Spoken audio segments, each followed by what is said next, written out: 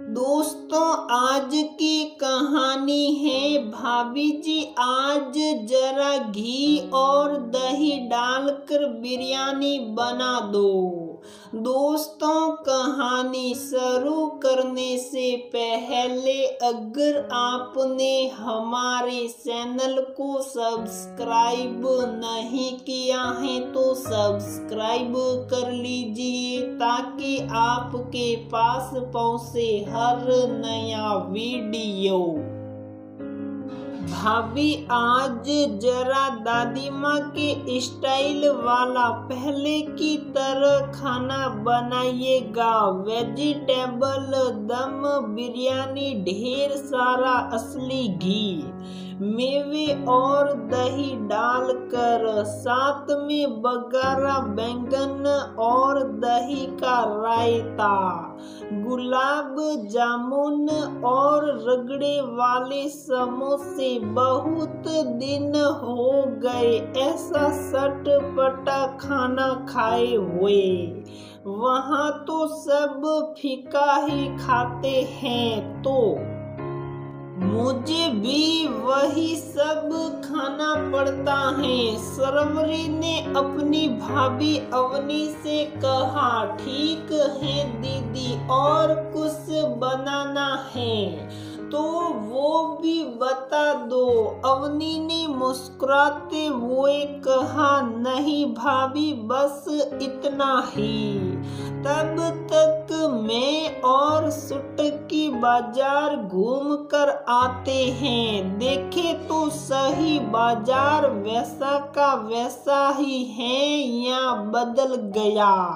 सरवरी ने कहा, माँ आप भी चलिए ना, घर पर बैठकर क्या करोगी? सुटकी ने कहा, नहीं बेटी, तुम लोग घूम कर आओ। और हाँ, अपनी भाभी से इतना सब कुछ बनवा रहे हैं तो दोनों बाहर कुछ खा मत लेना, नहीं तो अवनी की मेहनत पानी में जाएगी। और वैसे भी मैं बाजार आकर क्या करूंगी? इसके बजाय या अवनी की मदद कर दूं तो उसे भी थोड़ा आराम मिल जाएगा।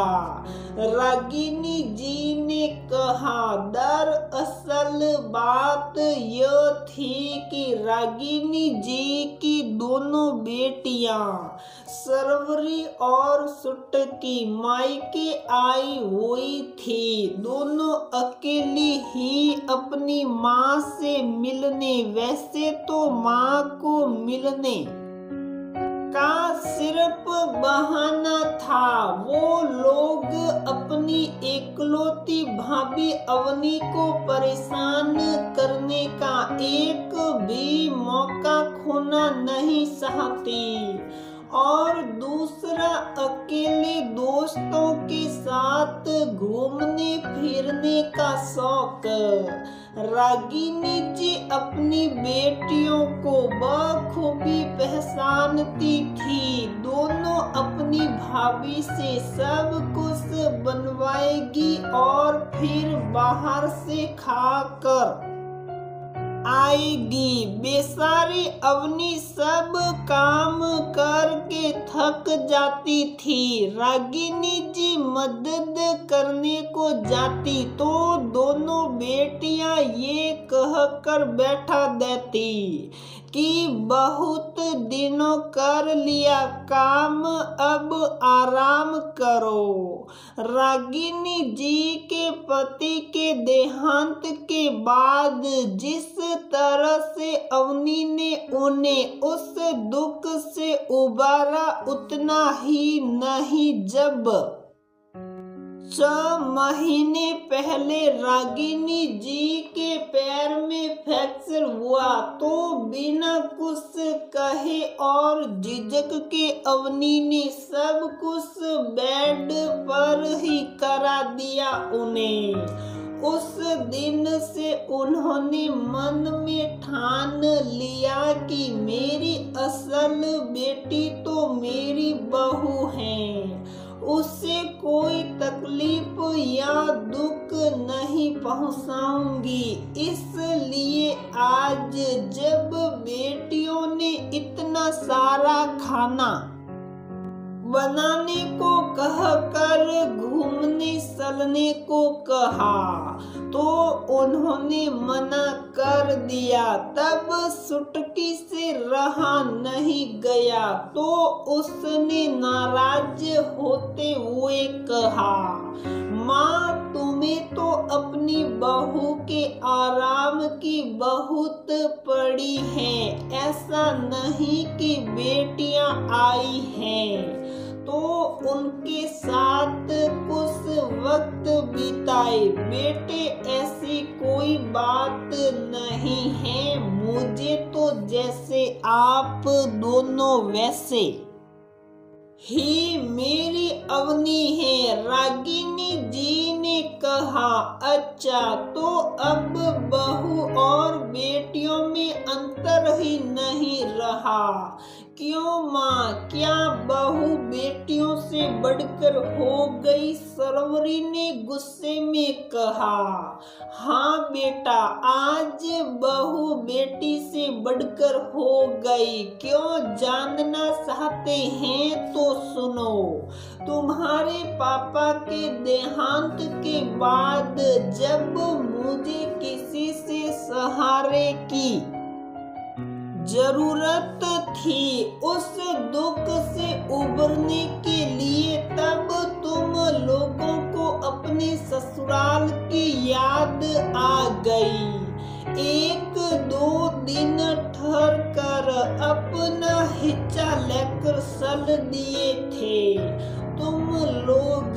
6 महीने पहले भी जब मेरे पैर में फ्रैक्चर हुआ तब बारी बारी से दोनों को कहा था कि थोड़े दिन अवनी की मदद कर दो, पर तब भी आप लोगों को आने की फुर्सत नहीं थी। अच्छा लगता है बेटियां ससुराल में रहे, पर माता पिता का ख्याल रखने के लिए तो आ सकती है ना, 1-2 हफ्ते के लिए।